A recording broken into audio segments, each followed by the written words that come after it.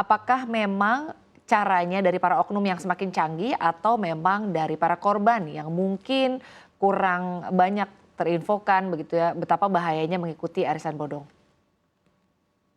Iya, baik. Saya akan menanggapi perihal yang masih kasus marak di arisan bodong akhir-akhir ini. Jadi kalau kita perlihatkan bahwa masyarakat itu masih mudah tergiur dan percaya dengan iming-iming untung besar dalam waktu singkat hingga akhirnya mereka itu semua terjerat investasi fiktif dalam hal ini arisan bodong. Nah, bagi masyarakat Indonesia, kegiatan arisan ini sebenarnya bukan hanya sekedar mengumpulkan uang, melainkan dia juga harus melakukan kegiatan silaturahmi. Poin penting dari arisan itu seperti itu. Yang seharusnya menjadi momen menyenangkan, ini menurut saya malah menimbulkan banyak kerugian gitu. Nggak main-main juga kerugian yang diderita itu mencapai puluhan miliar dengan jumlah ratusan korban dan masih tidak menutup kemungkinan ada korban-korban lainnya. Sehingga saya menghimbau atau berharap masyarakat dapat melapor dan berperan aktif untuk melaporkan jika memang menjadi korban. Jadi ciri-ciri dari investasi bodong, dalam hal ini salah satunya arisan ilegal atau fiktif, itu biasanya dia banyak sekali menjanjikan keuntungan tinggi dan bebas resiko. Dan kemudian ada juga seperti halnya flexing, yang itu promosi-promosi yang mewah, sistem dan mekanisme yang tidak jelas, dan biasanya yang terpenting bagi poin arisan itu adalah menggunakan skema Ponzi. Dan tentunya dalam hal ini banyak sekali berbadan hukum yang tidak jelas dan juga tidak memiliki izin. Nah, yang menariknya lagi dalam hal ini, akhir-akhir ini pun terus bertambah kasus penipuan berkedok arisan yang dilakukan secara online. Melalui apa? Ada yang dialami melalui Facebook, Telegram, media sosial, atau platform-platform lainnya. Meski memiliki risiko yang sangat tinggi menurut saya, itu dilakukan karena atas dasar kepercayaan. Dan tidak ada tatap muka, sehingga arisan online ini masih menjadi pilihan praktis bagi masyarakat. Seperti itu, Mbak Sinta.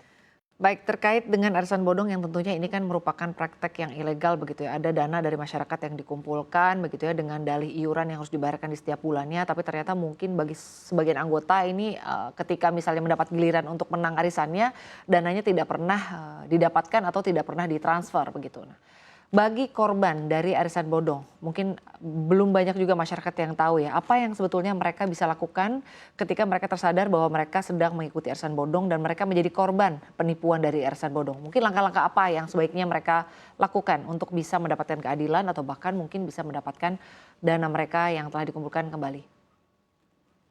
Ya, balik lagi seperti yang saya sudah sampaikan, kita harus berperan aktif dalam hal ini selaku korban.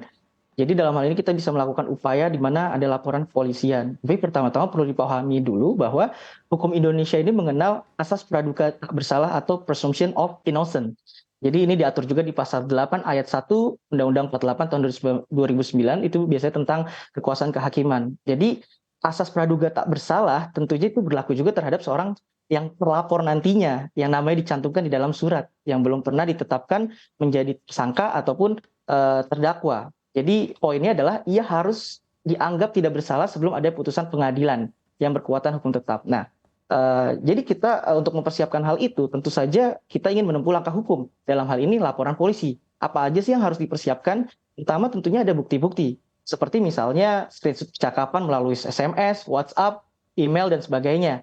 Antara penyelenggara arisan atau si owner dengan peserta atau anggota arisan, dan juga harus ada diawali dengan bukti permulaan yang cukup berdasarkan pasal 183 Kitab Undang-Undang Hukum Acara Pidana. Itu kita harus pegang. Jadi minimal 2 alat bukti yang sah itu bisa melakukan upaya atau langkah hukum. Nah, apa aja sih 2 alat bukti yang sah itu? Ditegaskan lagi dalam pasal 184 KUHP, itu menerangkan bahwa alat bukti yang sah adalah keterangan saksi, keterangan ahli, surat, petunjuk, dan keterangan terdakwa begitu. Jadi bagi para korban masyarakat yang telah dirugikan, itu memang harus membuat laporan pidana baik penipuan atau penggelapan sebagaimana kasus yang terjadi atau yang dialami oleh para si korban. Nah, lalu terkait dengan pengembalian dana yang sudah disampaikan tadi, ini memang masih menjadi proses ya, pengembalian dana secara penuh itu masih terbilang menjadi kesulitan bagi para korban. Mengapa demikian? Hal ini belum tentu uang atau kerugian yang diterima oleh para penyelenggara atau korban itu nilai atau angkanya masih sama atau sesuai dengan uang yang telah ditipunya. Karena nilai tersebut bisa saja menyusut gitu ya, atau berubah ketika digunakan atau berkurang seperti itu. Jadi dalam konteks hukum, seluruh aset nanti yang disita oleh pihak kepolisian dalam hal ini pidana itu tergantung pada jenis hukuman yang digunakan. Kalau pidana, maka aset tersebut akan diambil alih oleh negara. Namun kalau di upaya hukum perdata, maka aset tersebut dikembalikan kepada korban. Jadi dalam hal ini tergantung dari tiap kasus yang ada dalam arisan ilegal atau bodong ini, yang dimana penegak hukum juga harusnya memberikan perlindungan terhadap korban gitu, dengan cara-cara yang ada seperti itu. Terkait dengan beragam kasus arisan bodong begitu ya, bagaimana sebetulnya hukum mengadili para pelaku khususnya di tanah air? Artinya proses hukum yang pernah terjadi di Indonesia apakah sudah cukup membuat jera bagi para pelaku atau Anda sendiri memiliki pandangan lain? Ya baik, jadi dalam konteks hukum pidana gitu ataupun perdata, ini saya menghimbau lah, silakan kepada para korban atau masyarakat yang telah dirugikan untuk berperan aktif dalam membuat laporan pidana, dalam hal ini bisa penipuan atau penggelapan, dan juga bisa ditempuh secara perdata melalui 1320 KUH Perdata, yaitu Wan Prestasi, dan juga 1365 untuk mengajukan ganti rugi yang disebabkan kesalahan orang lain, tetapi harus kuat juga dalam hal ini pembuktiannya. Jadi saya rasa hukum di Indonesia ini juga sudah begitu baik, begitu komprehensif dan sistematis, tetapi masih kurangnya peran aktif dari masyarakat atau korban yang dirugikan. Nah, terkait dengan para pelaku tindak pidana gitu, dalam perkara arisan bodong atau ilegal ini, bukan hanya satu atau dua orang aja, tetapi para pihak yang harus bertanggung jawab atas perbuatannya itu juga bisa dikenakan pasal-pasal yang saya sudah jelaskan tadi. Kalau kita mengerucut dalam KUH pidana, itu ada penyertaan dalam tindak pidana yang dimana orang yang melakukan, menyuruh melakukan, turut serta melakukan perbuatan tindak pidana itu bisa dikenakan pasal dan juga terjerat. Jadi dalam hal ini harus dicermati dahulu peran-peran apa saja yang dilakukan oleh para pelaku dalam melakukan perbuatan kejahatannya. Begitu, Mbak.